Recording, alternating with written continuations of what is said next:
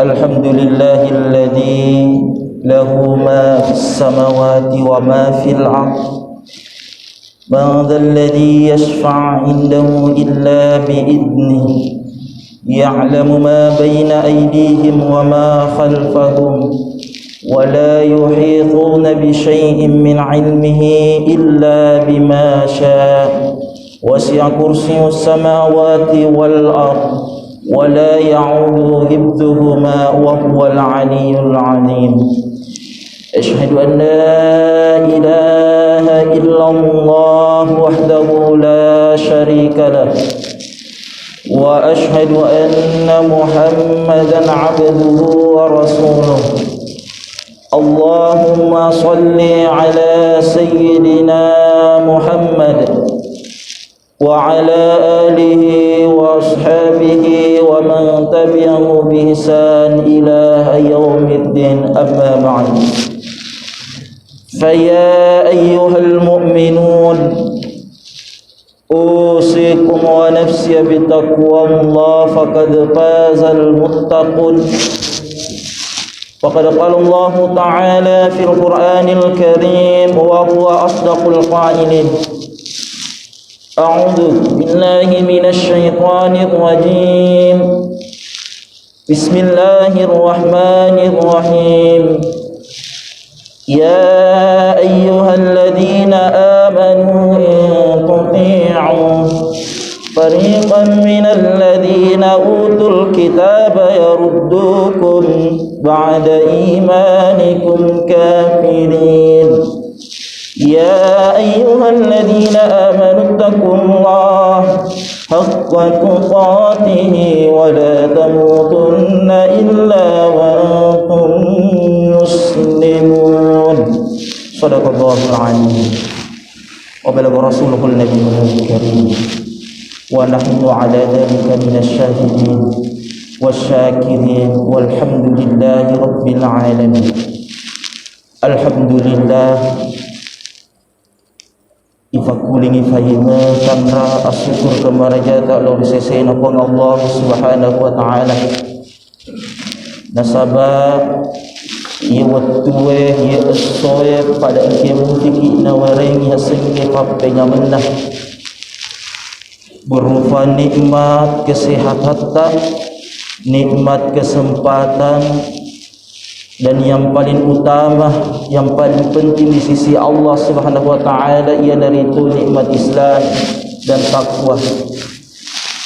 Pada hari ini kita masih diberi kesehatan, kesempatan, dan kemudian kita jalankan dengan baik untuk hal yang berfaedah di sisi Allah Subhanahu wa taala.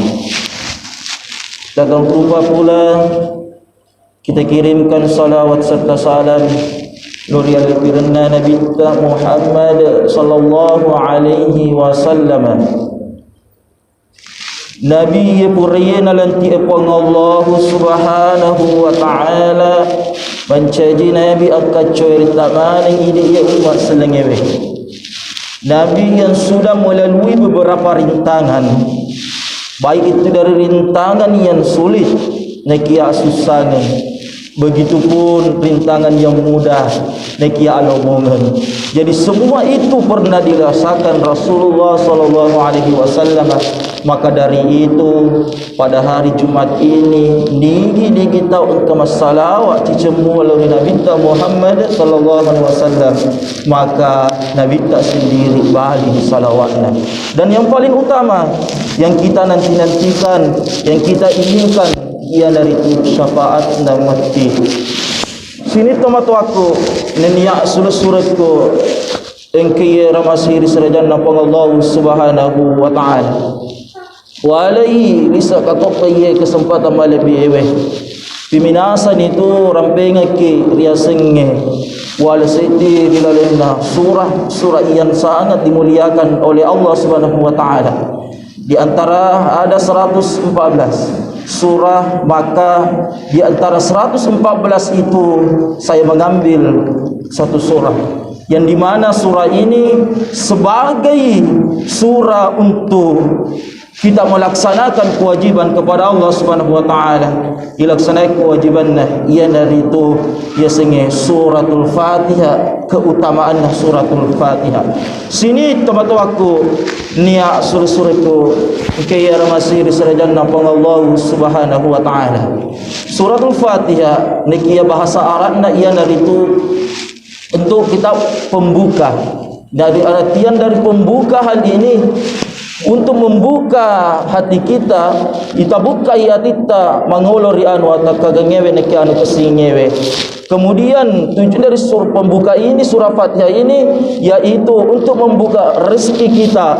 Jadi yang mana tu jama-jama ngewe nareko ipangoloi neki didahulukan yang namanya suratul Fatihah. Maka nasing ulama itu akan menjadi ad-du'aul mu'minina, doa atau masalah ngewe. Sini tomat-tomatku nenia surut-surutku kaya ramasai diserajan napang Allah Subhanahu wa taala. Jadi itu keutamaan dari untuk kita mengetahui bahwa asal mulanya suratul Fatihah dari itu pembuka nekia, pembuka segala hal kebaikan. Namun perlu kita ketahui ada 4 mazhab, yaitu Imam Syafi'i nareko nena nabaca Al-Fatihah, nabaca toi bismillah jahar secara keras melopok. Imam Hanbali pun begitu, Imam Hanafi pun begitu. Satu saja yaitu Imam Malik nareko ela nabaca Fatihah, ela nabaca Fatihah dena bismillah langsung alhamdulillahi rabbil alamin langsung nabaca. Tetapi Imam Syafi'i, Hanafi dan Hambali dia itu lakukan secara jahar atau kamaloko. Jadi itu yang perlu kita ketahui bahwa di antara pendapat dari ulama-ulama keempat tersebut ini itu sangat bagus sebenarnya. Tapi lama diri Maroko itu dimayoritaskan dari Imam Malik. Makanya di sana itu langsung nabaca alhamdulillah, baca bismillah secara keras. Jadi ya tolong mencari aku gemaraja lurus seseta ya. Maka dari suratul Fatihah ini adalah surah yang dimana diagungkan oleh Allah di antara beberapa surah. Jadi surah Fatihah ini mengandung beberapa aspek ataukah keistimewaan di dalamnya yang perlu kita ketahui bersama, yang perlu kita renungi bersama, yang perlu kita menjanjikan bergemaraja lurus seseta yaitu suratul Fatihah. Karena mengapa?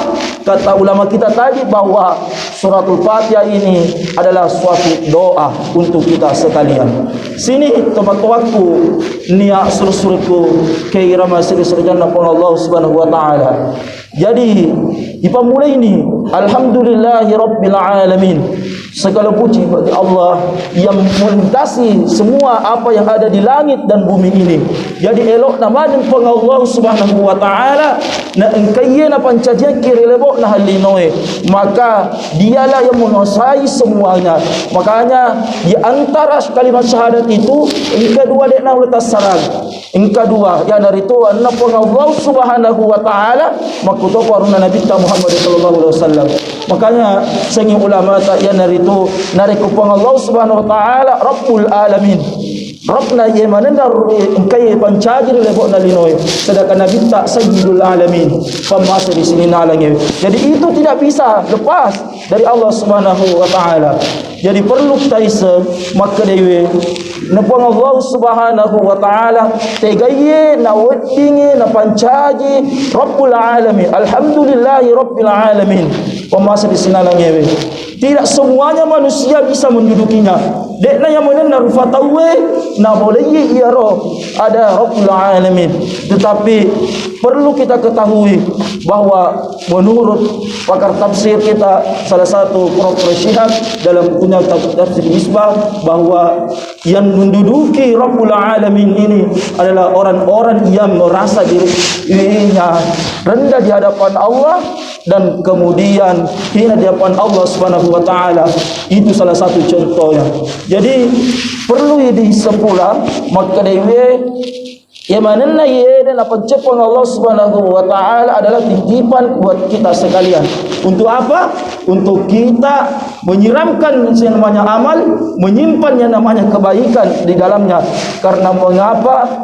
Karena isikul kesinnatul fatawe nariko engkai malampe umuruna nama kiamat lagi madece. Tetapi sejajakna rufatawe khairun nas alfaun. Kemudian sejajakna rufatawe ya malampe umuruna na engkai dena bermanfaat dari sesena Allah Subhanahu wa taala. Jadi itu dari Rabbul Alamin untuk kita. Rabbnya bahwasanya alam semesta ini adalah penciptanya, kita hanya dititipkan yang ada di dunia ini. Alhamdulillahi Rabbil Alamin Ar-Rahmanir Rahim. Itu Allah Subhanahu wa taala yang itu Maha Pemurah. Jadi apa yang kita inginkan di hadapan Allah Subhanahu wa taala, maka Allah akan segera mengabulkannya. Karena mengapa? Dia ada sifat pemurah. Dan kemudian dia Allah ini adalah sifat penyayang. Jadi sayang mana ni atanna atau engkau baik dari kata Ar-Rahman ini menurut ulama kita bisa didapatkan oleh orang yang melakukan kemusyrikan, orang munafik, orang kafir, orang yang melakukan keburukan-keburukan itu bisa mendapatkan kata Rahman. Tetapi Rahim tak bisa dia dapatkan kata Rahim. Karena mengapa? Hanya orang-orang yang beriman lah, yang takwanya kepada Allah Subhanahu wa taala sebetul-betulnya, maka dia pantas mendapatkan Rahim. Hanya Rahman ini naruntu.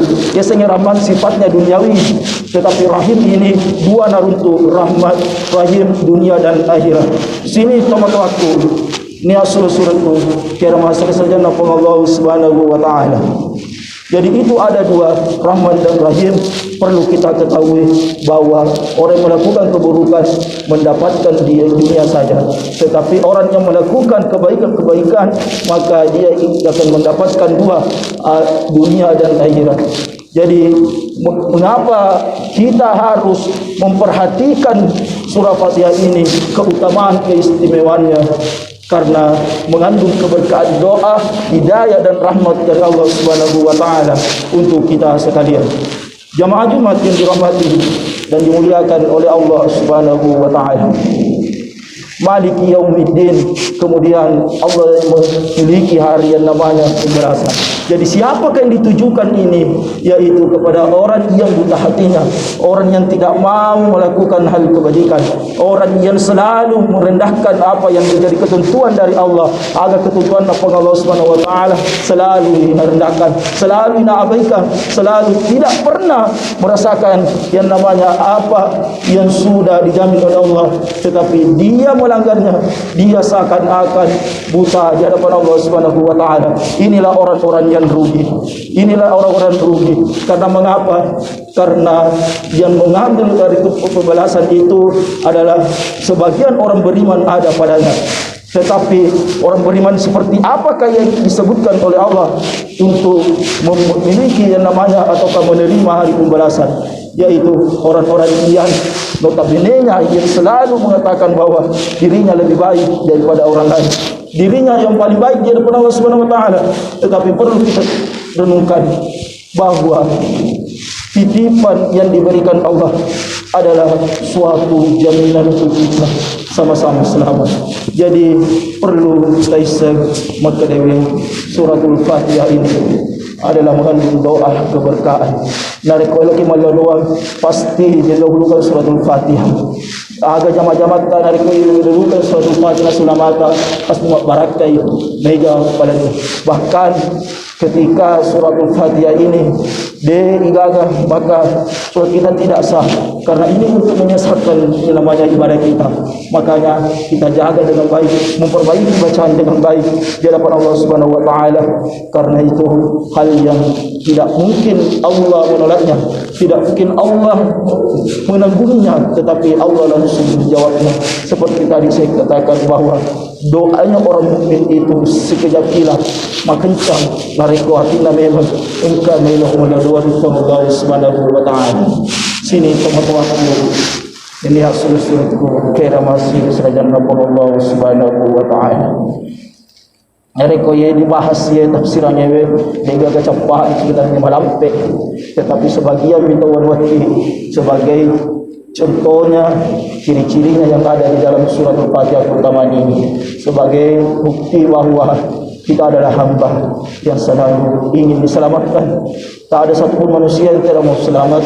Maka daripada itu kita harus melakukan kebajikan-kebajikan. Jangan pernah kita merendahkan antar sesama. Jalankanlah ibadah dengan baik, jalankanlah solat itu dengan baik, jalankan perintah itu dengan baik. Tetapi jangan pernah mengatakan di dalam hati bahawa adalah yang paling baik di antara orang yang tidak solat. Dan mengapa? Karena suatu kisah saya ambil nenek-nenek ingkai buta, tetapi ingkai semata masikin kepada Allah Subhanahu Wa Taala.